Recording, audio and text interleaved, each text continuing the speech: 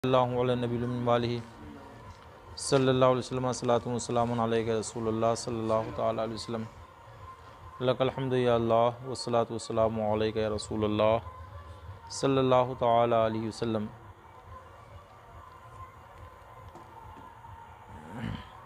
अम्मा बाद वअऊज़ु बिल्लाहि मिनश शैतानिर रजीम बिस्मिल्लाहिर रहमानिर रहीम। लक़द काना लकुम फ़ी रसूलिल्लाहि उस्वतुन हसना सदक़ल्लाहुल मौलानाल अज़ीम व सदक़ रसूलुहुन नबीउल मकीनुल करीम व नहनु अला ज़ालिका लमिनश शाहिदीन व शाकिरीन वल्हम्दुलिल्लाहि रब्बिल आलमीन। दुरूद शरीफ पढ़ लीजिए। सल्लल्लाहु अला नबील उम्मी व आलिहि सल्लल्लाहु अलैहि वसल्लम सल्लल्लाहु वस्सलाम अलैहि रसूलुल्लाह सल्लल्लाहु तआला अलैहि वसल्लम। हाजत के मौका पर कर्ज़ लेने में हर्ज नहीं। इसका ज़िक्र पहले भी दर्स में हो चुका था कि अगर किसी की ज़रूरत अगर है तो दूसरे से कर्ज़ा ले सकता है जबकि अदा करने का इरादा हो, और अगर ये इरादा हो कि अदा ना करेगा तो हराम खाता है। कर्ज़ लेकर क्या करता है, वो हराम खाता है। और बग़ैर अदा किए मर गया मगर नीयत ये थी कि अदा कर देगा तो उम्मीद है कि आखिरत में उसे मुआख़ज़ा ना हो। अगर नीयत ना थी और मर गया तो फिर मैदान महशर में उसको इसका बदला देना पड़ेगा। मसला, जिसका हक़ उसके ज़िम्मा था वो गायब हो गया, पता नहीं कि वो कहाँ है, न ये मालूम कि ज़िंदा है या मर गया, तो उस पर यह वाजिब नहीं कि शहरों शहरों उसे तलाश करता फिरे। ये उस पर ज़रूरी, हाँ मालूम है कि कहाँ है वो, तो उस तक के वो रकम पहुँचा देना उस पर क्या है, ज़रूरी है।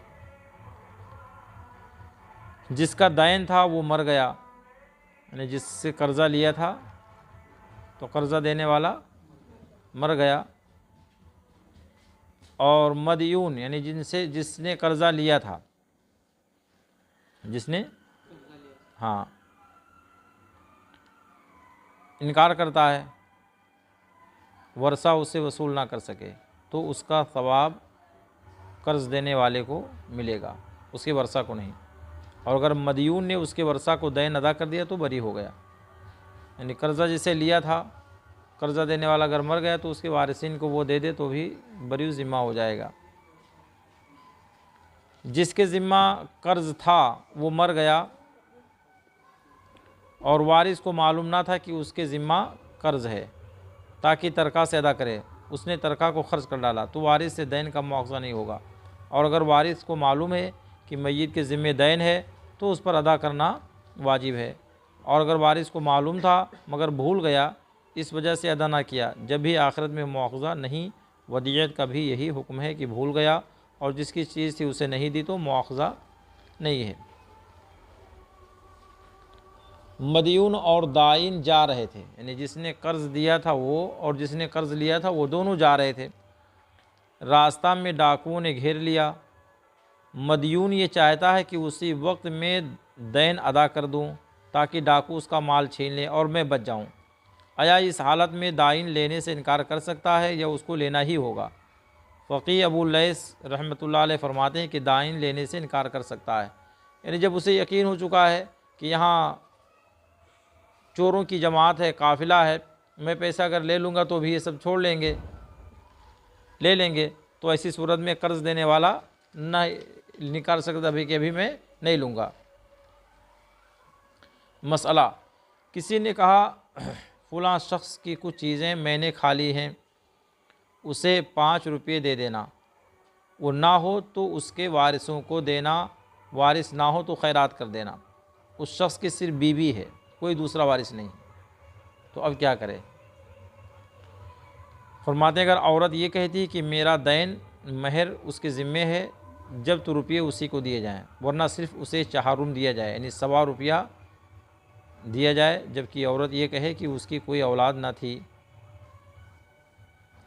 मसला, अगर जान माल आबरू का अंदेशा है, जान माल आबरू से मुराद इज़्ज़त का अंदेशा है, अंदेशा से मुराद डर या खौफ है कि उनके बचाने के लिए रिश्वत देता है, या किसी के ज़िम्मा अपना हक़ है जो बग़ैर रिश्वत दिए वसूल नहीं होगा, और ये इसलिए रिश्वत देता है कि मेरा हक़ वसूल हो जाए, ये देना जायज़ है।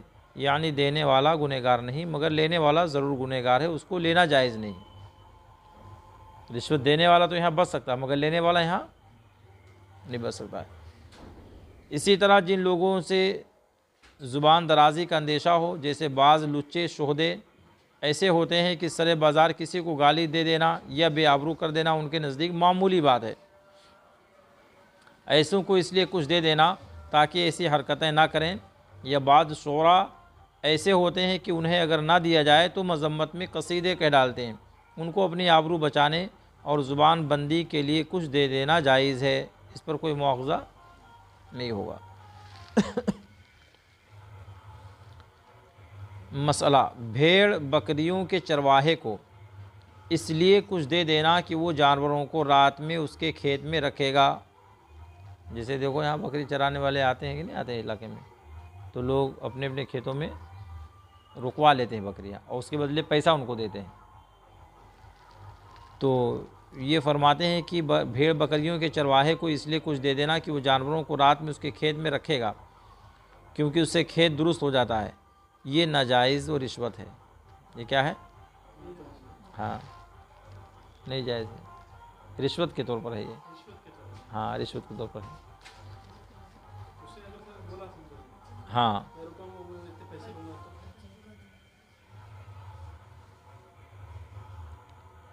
जब भी नाजायज़ है।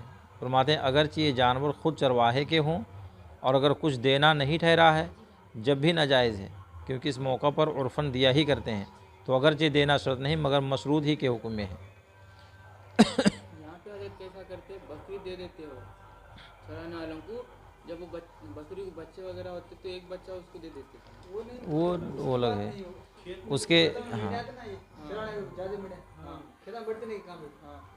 हाँ, उसकी जवाज़ की एक सूरत बयान फरमाते हैं। उसकी जवाज़ की ये सूरत हो सकती है कि मालिक से उन जानवरों को आरियत ले ले, मंगनी के तौर पर, कि भाई हमको जानवर मांग ले उनसे, ये जानवरों को हमको दे दो, और मालिक चरवाहे से ये कह दे कि तू उसके खेत में जानवरों को रात में ठहराना। खेत वाला मांग ले और मालिक चरवाहों से कह दे कि भाई फलां के खेत में जाकर जानवरों को आप ठहरा देना। अब अगर चरवाहे को एहसान के तौर पर देना चाहे तो दे सकता है, नाजायज़ नहीं। और अगर मालिक के कहने के बाद भी चरवाहा मांगता है और जब तक उसे कुछ न दिया जाए, ठहराने पर राज़ी ना हो, तो ये फिर नाजायज़ और रिश्वत है, इस तौर पर नहीं ले सकता। बाप को उसका नाम लेकर पुकारना मकरूह है। वालिद साहब का नाम लेकर पुकारना क्या है? मकरूह है, कि ये अदब के ख़िलाफ़ है। किसके ख़िलाफ़ है? हाँ, इसी तरह उस्ताद को भी नाम लेकर पुकारना क्या है? अदब के ख़िलाफ़ है जी। हाँ, इसी तरह औरत को ये मकरूह है कि शौहर का नाम लेकर पुकारे। आजकल लेटेस्ट दौर में तो नाम लेकर पुकारने का रिवाज चल गया है। अल्लाह अकबर। अच्छा, यानी बीवी शौहर का नाम लेकर पुकारती है? अच्छा, बड़े अल्लाह अकबर, बड़े अफसोस की बात है। देखो बाज़ पहले का रिवाज क्या था? हज़रत फरमाते हैं कि बाज़ जाहिलों में मशहूर है कि औरत अगर शौहर का नाम ले ले तो निकाह टूट जाता है। इतना सख्त था, पहले नाम नहीं लेते थे। अब वो हज़रत अल्लामा अब्दुल मुस्तफ़ा आज़मी साहब अलैहिर्रहमान ने यानी कहीं के ऐसे हिकायतें बयान फरमाई हैं कि जैसे रहमतुल्लाह नाम होता है ना बहुत सारे लोगों का, तो अब नहीं, इतना सख्त मसला था औरतों का कि नाम ले लेंगी तो निकाह टूट जाएगा। तो जब वो सलाम फेरती थी दाहिने तरफ या बाएं तरफ, तो अस्सलामु अलैकुम के बाद वो रहमतुल्लाह नहीं कहते थे, फुलां के अब्बा कहती थी।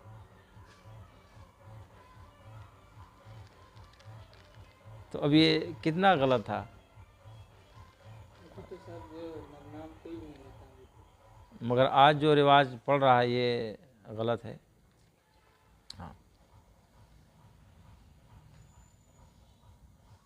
हज़रत फरमाते हैं ये गलत है, शायद इसे इसलिए गढ़ा हो कि उस डर से कि तलाक हो जाएगी, शौहर का नाम ना लेगी। और ये भी है कि उस ज़माने में जैसे पहले शौहरों का अदब एहतराम रहता था दिलों में, अब सब ख़त्म हो गया है।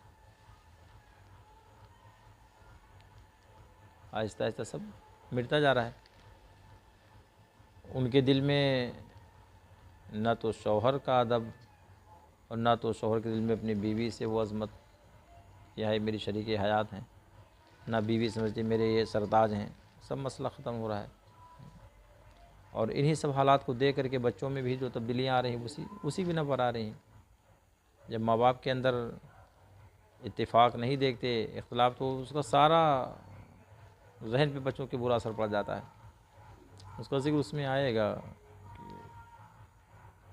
निकाह के बयान में जो औरतों के हुकूक, शौहरों के हुकूक जो हैं, एक दस मेरे ख्याल से वो होना चाहिए उस पर, और उसको रिकॉर्ड करके फिर यानी अच्छे ग्रुप में शेयर करना चाहिए। मियाँ बीवी के हुकूक क्या होते हैं। आजकल जो हालात चल रहे हैं बहुत गलत है वो।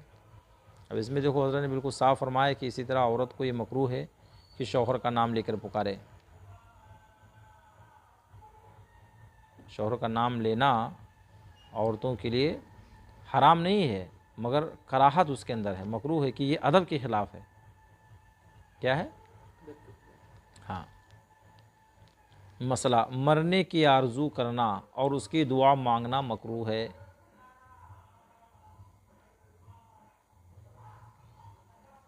जैसे कभी कभार होता ना कि आदमी बहुत बीमार हो जाता, नहीं शिफा मिलती है, तो दुआ करने लगता है कि अल्लाह पाक मुझे मौत दे दे। ऐसे बहुत सारे लोग दुआ मांगने लगते कि नहीं मांगने लगते हैं। हाँ, तो ये तो दुआ, वो तो एक अच्छी नीयत वहाँ पे है, वहाँ किसी तकलीफ़ की बिना पर नहीं है या दुनिया से तंग आने की बिना पर नहीं है। ये जो यहाँ बयान हो रहा है कि मरने की आरज़ू करना, उसकी दुआ मांगना मकरूह है, जबकि किसी दुनियावी तकलीफ़ की वजह से हो। किसकी वजह से हो? दुनियावी तकलीफ़ हो, मसलन तंगी से बसर औकात होती है, या दुश्मन का अंदेशा है, या माल के जाने का खौफ है। और अगर ये बातें ना हों बल्कि लोगों की हालतें ख़राब हो गई, मासियत में मुब्तला हैं, इसे भी अंदेशा है कि गुनाह में पड़ जाएगा, तो आरज़ू मौत मकरूह नहीं है। इसीलिए इसी तरह मदीने शरीफ में मरने की आरज़ू करना, दुआ करना, ये कराहत इसमें नहीं है, इसलिए कि वहाँ नीयत अलग हो जाएगी। ऐसे ज़लज़ला के वक्त मकान से निकलकर बाहर आ जाना जायज़ है। जो भूकंप आता है, ज़लज़ला के झटके, तो अगर मकान में हो तो आप निकल कर बाहर आ सकते हैं, जायज़ है, गुनाह का काम नहीं है। इसी तरह अगर दीवार झुकी हुई है, गिरना चाहती है, उसके पास से भाग जाना क्या है? जायज़ है। मसला ताउन जहाँ हो वहाँ से भागना जायज़ नहीं है। ताउन बीमारी है, ख़तरनाक, ये गले वगैरह में पूरा सब गिल्टियाँ पड़ जाती हैं, जिससे इंसान मर जाता है। तो ताउन अगर कहीं पर हो तो वहाँ से भागना जायज़ नहीं है, और दूसरी जगह से वहाँ जाना भी ना चाहिए। अगर आपको मालूम है कि फ़लाँ इलाके में, फ़लाँ गांव में, फ़लाँ शहर में ताउन की बीमारी फैली हुई है, तो वहाँ जाना भी अच्छा नहीं है। अगर कोई वहाँ हो तो इस डर और खौफ से वहाँ से भाग आए तो भी, जैसे कोरोना में कि फ़लाँ गाँव में मत जाना, वहाँ पे ये हो जाएगा, यहाँ ना जाना, वहाँ हो जाएगा, ऐसा नहीं है। हाँ, अगर आपको मालूम है कि फ़लाँ जगह ऐसा था, वहाँ तो ना जाए तो बेहतर है। और अगर कोई वहाँ हो तो वहाँ से इस डर से भाग आए कि यहाँ भी बीमारी फैली हुई है, ऐसा जायज़ नहीं है शरीयत में। इसका मतलब ये है कि जो लोग कमज़ोर एतक़ाद के हों और ऐसी जगह गए और मुब्तला हो गए, उनके दिल में बात आई कि यहाँ आने से ऐसा हुआ, ना आते तो काहे को इस बला में पड़ते, और भागने में बच गया, तो ये ख्याल किया कि वहाँ होता तो ना बचता, भागने की वजह से बचा। ऐसी सूरत में भागना और जाना दोनों ममनू है, दोनों को मना कर दिया, भागना भी मना कर दिया और जाना भी वहाँ मना कर दिया।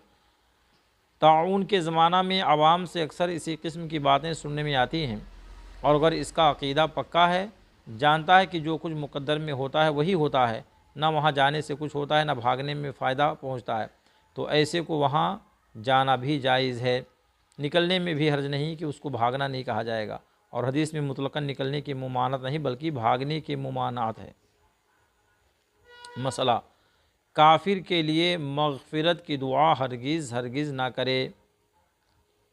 काफिर के लिए बख्शिश की दुआ, हाँ, हिदायत की दुआ कर सकता है कि अल्लाह पाक उसे हिदायत फरमा दे। जैसा मरने के बाद जैसा कोई काफिर अगर से आया उसका जिक्र करा, जी, तो अच्छा इंसान था ऐसा बोल सकते हैं। दुनिया में हिसाब से अच्छा था कह सकते हैं। हाँ जी जी, ये अच्छा था, नहीं लोगों पर ऐसे जुल्म नहीं करता था, लोगों का साथ देता था, तो उसके बाद से वहाँ मुराद होती। एतकाद के हिसाब से नहीं कि हाँ उसका एतकाद अगर ये कोई कर लेगा तो फिर काफिर हो जाएगा, इसलिए कि उनका एतकाद सब कुफ्र व बातिल है, उसको अच्छा कहना क्या है,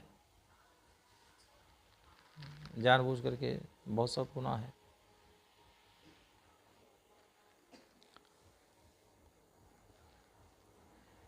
इसीलिए वहाबियों देवबंदियों के जनाजे में शिरकत से मना फरमाया गया कि अगर कोई शिरकत करेगा और जनाजा पढ़ लेगा और किसी बद मज़हब का जानबूझकर मुसलमान जान करके उसको, तो काफिर हो जाएगा फिर वो। इसलिए जनाजा में शिरकत करने से रोक दिया गया। हाँ, अगर मुसलमान है तो बिलाशुबह जाना चाहिए, इसलिए कि उसकी बड़ी फजीलत हदीस शरीफ में है जनाजे में शिरकत की, मगर मुसलमान हो। मसला, एक शख्स मरा जिसका काफिर होना मालूम था, इसका काफिर होना क्या था, मालूम था, मगर अब एक मुसलमान उसके मुसलमान होने की शहादत देता है।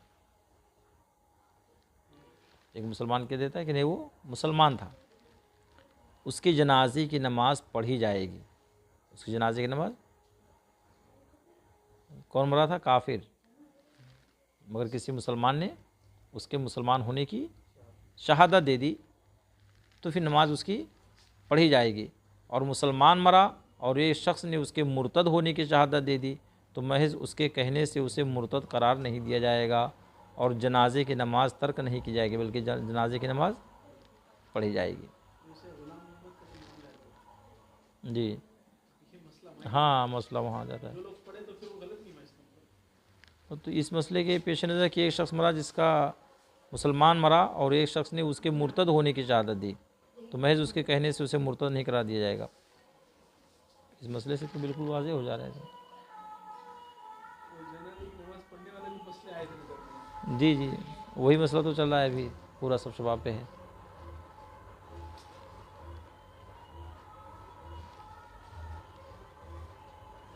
अब उन्होंने जो पढ़ाया था जनाजे वाला मसला था, तो अगर यहाँ मुसलमान मरा उस शख्स ने उसके मुर्तद होने की शहादत दी, मगर वहाँ मेरे ख्याल से मुर्तद के बारे में था, खबर थी, मुर्तद था उसको मुसलमान कह दिया था, ये मसला वहाँ नहीं था, वो वहाबी था। तो उसमें ये दो भी कॉल है ना, उनके जो करीबी लोग हैं वो तौबा कर रहे हैं और अपने जो ग्रुप है वो भी तौबा नहीं की, उसमें तो निकल गए।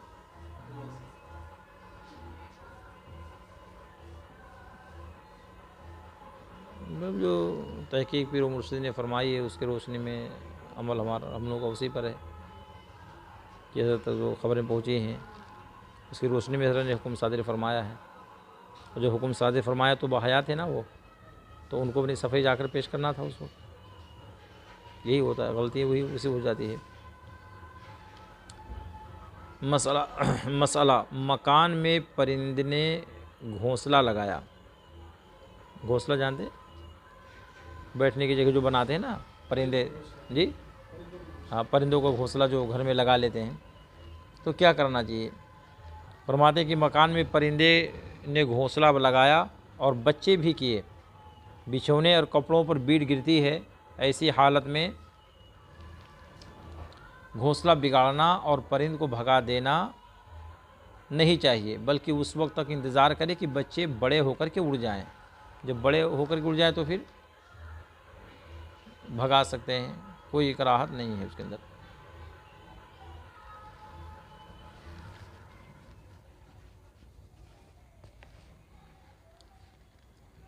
माह सफ़र को लोग मनहूस जानते हैं, उसमें शादी ब्याह नहीं करते, लड़कियों को रुख्सत नहीं करते, और भी इस किस्म के काम करने से परहेज़ करते हैं और सफ़र करने से गुरेज़ करते हैं। खुसूसन माह सफ़र की इब्तिदाई 13 तारीखें बहुत ज़्यादा नहस मानी जाती हैं और उनको 13 तेज़ी कहते हैं, ये सब जिहालत की बातें हैं। ऐसा कुछ भी नहीं है, कोई महीना अल्लाह उसके रसूल के नज़दीक मनहूस नहीं है। आवाम में अभी भी ये मसला है, जी ये तो है कमर अकरब जो आता है कैलेंडर, जी जी, इसका क्या मामला है? कुछ है नहीं ना इसका। नहीं है सब, ये नुजूमियों का तरीका है, आ रहा है इसमें भी एक। कमर अकरब का मतलब क्या है? ये कमर दर अकरब जब चाँद बुर्ज अकरब में होता है तो बोलते हैं कि कमर दर कमर का माना चाँद होता है, और एक अकरब एक साअत होती है।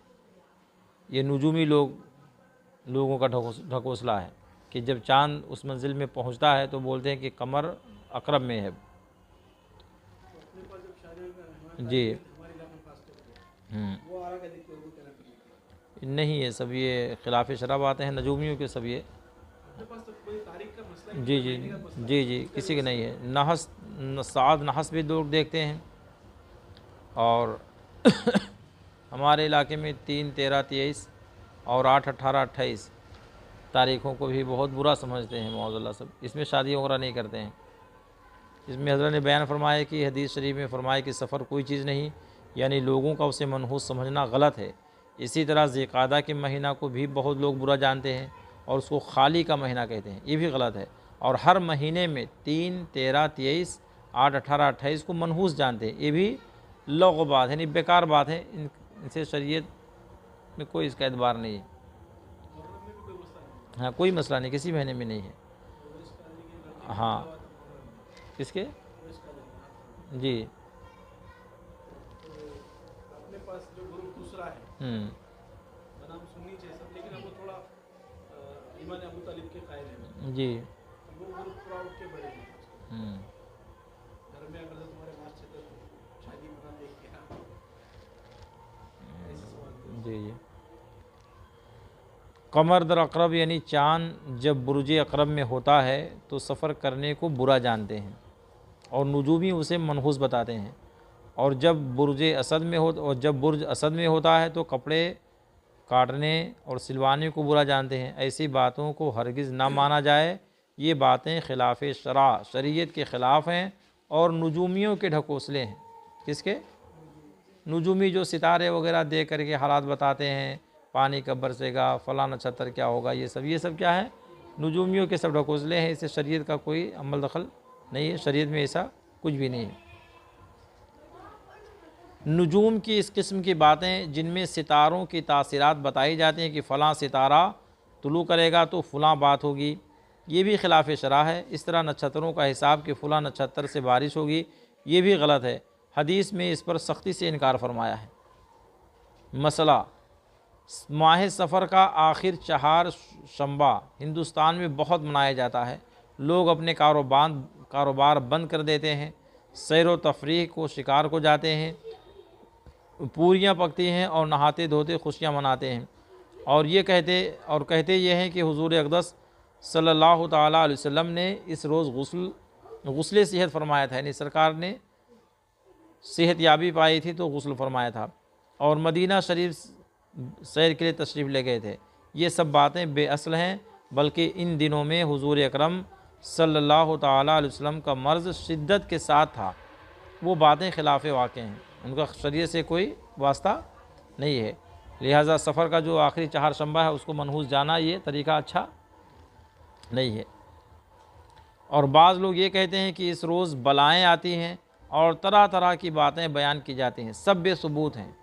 सब क्या हैं? बेसबूत हैं। बल्कि हदीस पाक का इरशाद ला सफ़रा यानी सफ़र कोई चीज़ नहीं, ऐसी तमाम खुराफात को रद्द कर देता है। मसला, एक शख्स ने किसी को अज़ियत पहुंचाई, उससे मुआफ़ी मांगना चाहता है मगर जानता है कि अभी उसे गुस्सा है, मुआफ़ नहीं करेगा, लिहाजा मुआफ़ी मांगने में ताख़ीर की। इस ताख़ीर में ये माज़ूर नहीं। ज़ालिम ने मज़लूम को बार बार सलाम किया और वो जवाब भी देता रहा और उसके साथ अच्छी तरह पेश आया, यहाँ तक कि ज़ालिम ने समझ लिया कि अब वो मुझसे राज़ी हो गया। ये काफ़ी नहीं है, बल्कि मुआफ़ी मांगनी चाहिए। क्या करना चाहिए? बार बार सलाम का जवाब देता रहा तो ये उसके लिए मुआफ़ी नहीं है। अगर तकलीफ़ पहुँचाई है तो ज़ुबान से अपने उसके पास जाए और अपना उज़्र पेश कर दे, माज़रत करे। मसला, अमामा खड़े होकर बांधे और पैजामा बैठ कर पहने। अमामा कैसे बांधना चाहिए? खड़े होकर बांधना चाहिए। और पैजामा कैसे पहनना चाहिए? और पैंट शर्ट वगैरह कैसे पहनना चाहिए? बोलो जोर से। बैठ कर। कैसे? खड़े खड़े नहीं पहनना चाहिए। निश्चय पैजामे की बात है। फरमाते हैं कि जिसने इसका उल्टा किया कि अमामा बैठ करके बांधा और पैजामा खड़े होकर के पहना, फरमाते हैं जिसने इसका उल्टा किया वो ऐसे मर्ज में यानी ऐसी बीमारी में मुब्तला होगा जिसकी दवा नहीं है। अल्लाह, ऐसी ख़तरनाक बीमारी जिसकी दुनिया में कोई दवा। अब सोचो, जो लोग खड़े खड़े पैंट वगैरह पहन लेते हैं, पैजामे पहन लेते हैं, वो तरीका गलत है। बीमारी में मुब्तला हो जाएंगे तो बीमारी का कोई इलाज भी नहीं है। इसलिए कपड़ा जब पहने, ख़ास तौर से पैजामा पैंट, तो कैसे पहनना चाहिए? हाँ, बैठ कर पहनना चाहिए। उतारने के बारे में अल्लामा शाह तुराबुल हक साहब क़िबला अलैहि रहमा की क्लिप्स मैंने समाअत की थी कि हज़रत ने फरमाया था कि दाहिने पैर से शुरू पहनना चाहिए कपड़ा और उतारने में बाएं तरफ से। हाँ, वो बैठ कर ही है ना? हाँ, बैठ करके ही।